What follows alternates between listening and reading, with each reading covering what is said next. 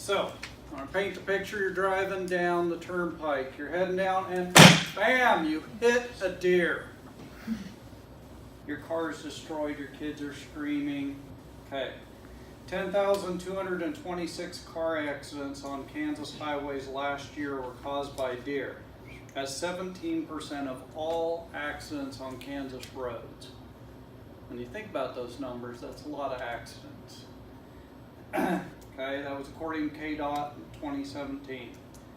So I'm going to talk to you about wildlife management. Wildlife management is the art and science of reaching goals and manipulating and or maintaining wildlife habitats and populations. This is according to Dr. Jim Knight, the Extension Wildlife Specialist. Okay, I'm going to talk to you about wildlife management by first telling you about auto accidents and crop damage, next hunting and habitat control, and finally balancing wildlife populations and controlling disease and invasive species. Okay. Auto accidents involving wildlife are high, 17% annually, but they'd be much higher if herds and species were not controlled. Incidents are higher around areas of high population, like around Wichita and Kansas City. The reason why is because we can't hunt and you can't reduce the population around those areas. So, so one of the things that contributes to this is wooded areas.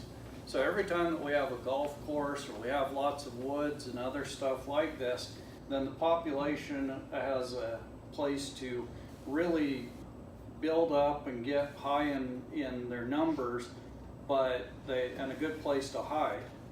So a friend of ours lives on West Wichita, and they had a very nice buck crash through their kitchen doors, and he went running through the house, and he ended up destroying stuff in the house, and then ended up crashing out through the front window of the living room. And they ended up calling the wildlife game. They ended up finding him. He ended up bleeding out a ways further, but nothing provoked it. They didn't expect this to happen. They were just sitting around having an enjoyable evening dinner. Okay, so it causes a big issue when we're talking about being around lots of people. The other problem that you have around high population areas is lack of predators. We don't exactly have coyotes running through Wichita and lots of other things. And unlike one of the areas I grew up in Wyoming, we're not going to reintroduce wolves to Kansas. That might cause a few issues for the cattle herds. So yeah, that might be an issue. Crop damage. Crop damage by deer, elk, pheasants, raccoons, and prairie dogs would be excessive if population sizes and habitats were not maintained at desired levels. According to the USDA, 87% of damage in cornfields was caused by raccoons. 61% of damage in soybean fields was caused by deer, and 38% of damage in soybeans was caused by prairie dogs. That was as of 2008. So, livestock versus feed sources. If you notice, a lot of the cattle areas around Kansas, they're just on an open prairie. There's not a ton of trees. That's so that you can control the feed sources. But if you have too much cattle in an area, then they trample down all the feed, and they start creating erosion problems, and they start causing other stuff. So it's a balance between crops, a balance between wooded areas. And one of the things that we've learned about this is with those species like deer, raccoon, other stuff like that, if we plant a crop near them, then they eat locally and they don't go, it's like we put the restaurant right in their front yard and then they don't go out and destroy other people's crops. Okay, so how can we satisfy or solve this?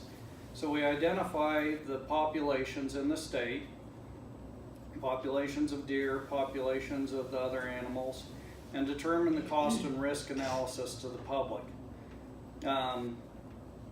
$46 million last year alone in auto damages. Then adjust their hunting and food sources to reduce the overall impact to the public. Kansas has done this especially here the last few years, where they offered a doe-only season in October, and so we can go out and hunt the does for 2 days in October, and it's trying to reduce the number of females that the males can breed with, and that is actually reducing numbers. The other thing is that we work with local farmers and ranchers to keep the types of food plots down around where the populations of the deer are. So private landowners assist in controlling excessive food. Notice the increase in herds. They can report that back up to the Fish and Game, and they can also report diseased animals. So landowners can also report sightings of invasive species, whether this is like bear or, like I said, probably not wolves to Kansas as of yet. And then we can set up the private and public hunting cooperations with the other people in the state. And then what are the benefits of this? So according to the Kansas Department of Wildlife and Parks of 2013, controlling populations of fish and game can bring a balance to the land or the state. It can reduce minimal crop damage and growth of a healthy species and keep the diseases down. Part of the problem when the populations get out of control is that you have widespread outbreaks of rabies and tuberculosis. So if you're worried about kids running into contact with animals that have rabies or tuberculosis, and that's one of the reasons why we get vaccinations for those too, is because you can come in contact with those diseased animals.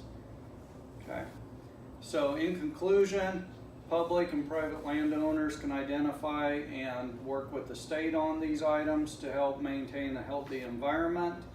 And today I've told you about the importance of wildlife management by first telling you about auto accidents, crop damage, and controlling the species and populations of the food sources, and highlighting the benefits and the results of proper wildlife management.